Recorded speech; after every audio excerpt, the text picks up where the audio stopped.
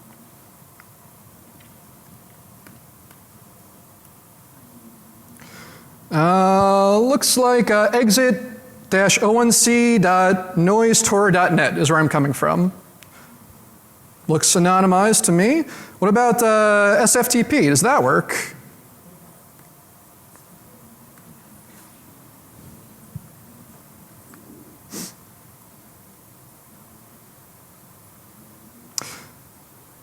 See the connections being made on the left, DNS requests being resolved, setting our password now, we're connected, getting a directory listing. So there really aren't any TCP-based applications that shouldn't work at all. Here we have now our SFTP client running over TOR. Cool, so let's go back to the slides.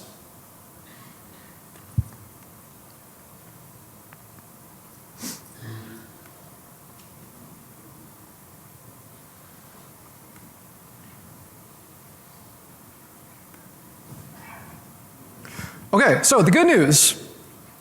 Not only is it free and open source, but it's ready right now. The beta is out. It's live on our website. It's free for you to download at crowdstrike.com/community-tools. To wrap it up, it's a free and open source solution for Windows. Doesn't require anything but Windows if you don't want to use it. That will transparently route all TCP and DNS traffic through TOR. It doesn't put anything on the network without going through TOR. And it doesn't require any extra hardware or any extra virtual machines to act as a TOR gateway. Nor does it allow malware to circumvent the tunnel. So I'll be happy to take questions and answers if we have time, and a proctor can say if that's true or not. But before I do, I want to give special thanks for several people at CrowdStrike for the help on this. John Costello was invaluable for testing. Cameron Gutman rewrote the entire driver for Tortilla because he's much better at writing drivers than I am. And Alex, Sven, Dan, Kyle, and Aaron were also very helpful with the code review and their input as well. So definitely a team effort. And thank you for that. So with that, a proctor can tell me if we do have time for Q&A. Got about 4 minutes. So with that, I'm happy to take 4 minutes worth of questions.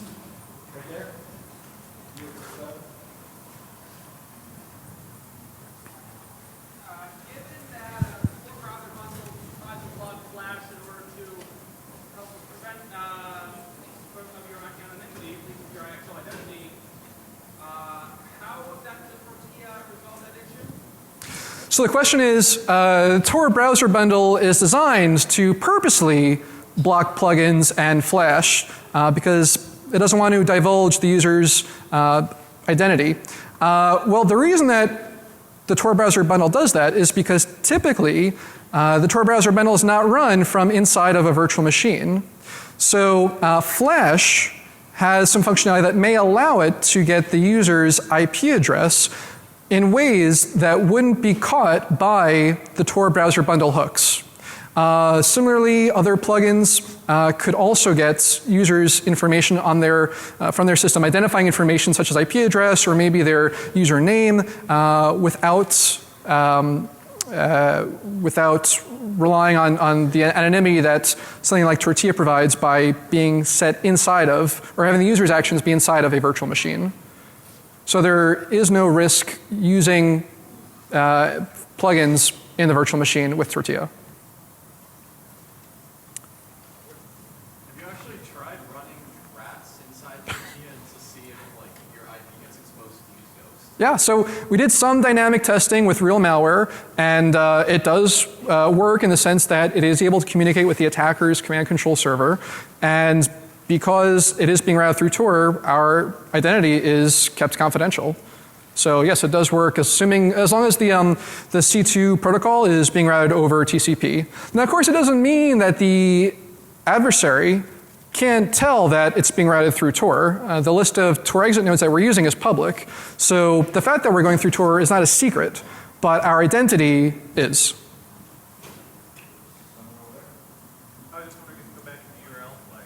Be happy to. So the URL slide is right here. crowdstrike.com/community-tools. You're welcome. So all UDP traffic is dropped except for DNS requests. And they have to be well-formatted DNS requests. If they're not well-formatted, they're dropped. But ICMP, IGMP, Anything that's not specifically TCP or a DNS-based UDP packet is dropped.